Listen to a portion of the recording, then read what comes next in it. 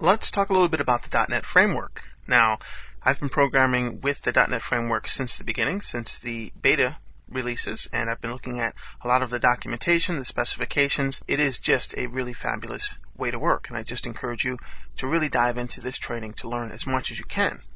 Now, the .NET Framework, this is really a lot. It's based on a lot of things here. Now, it's not limited to user interfaces and applications, of course, but user interfaces and applications are they're the lion's share of what you're going to be doing here. And you can see that it's split up against websites and web services. These are just really, really popular things that you can create and develop. But it's really all about creating and developing on the Microsoft platform or on a computer operating system as we move forward. It's really for developing just about anything that is going to be developed like any other computer language or any other library of code, but it's made to make things very, very easy for you. Data access, XML, these are all great parts of the .NET Framework, and the modern way that you can manipulate data and the modern way that you can manipulate XML is really, really untouchable almost at this point. If not, it's going to definitely be placed into the next versions of the .NET Framework, as we're going to see moving forward. You can also create fantastic code libraries that work with your team, individually, third party, and you can sell them as well. Really, really fantastic. But everything within the .NET Framework is working on a set of base classes. And these base classes are going to help you, we'll talk about this later, but they're going to help you with your data access and your GUI work. They're helping you with security, XML, SOAP, threading, file input and output, debugging, you name it. It's covered within the base classes, and these are what we use to make all these upper things happen. At the bottom of everything is the common language runtime. This is how everything is going to be run, and we'll talk about this in detail as well. This is going to deal with the common type system. It's just as it sounds, common types. Types are the objects and the different variables and things that we can work with within .NET.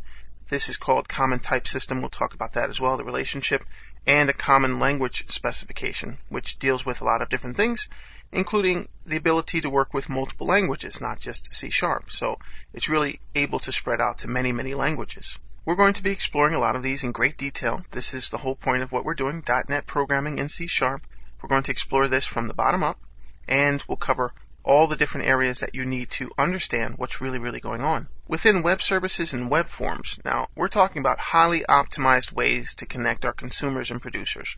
This is on the internet, or it could be within intranets. So it's really, really optimized for us. Web services are easy to produce. It's just a matter of thinking, coming up with the solutions. And that is really what it's all about.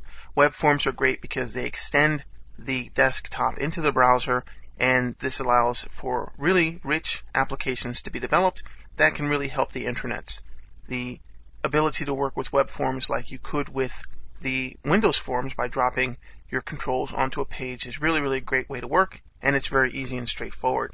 Now, web forms really aren't the complete picture when you talk about the .NET web connectivity. This is just dealing with how you create forms, of course, but this is really talking about intranets. But you can really do all your code behind all the logic that you can place within ASP.NET pages. This is really, really a great way to work, highly optimized. The next version of ASP.NET is even more optimized, and it's really fantastic. And it lowers the number of pages of code that you have to write, the lines of code. It keeps it to a minimum. Really, really great.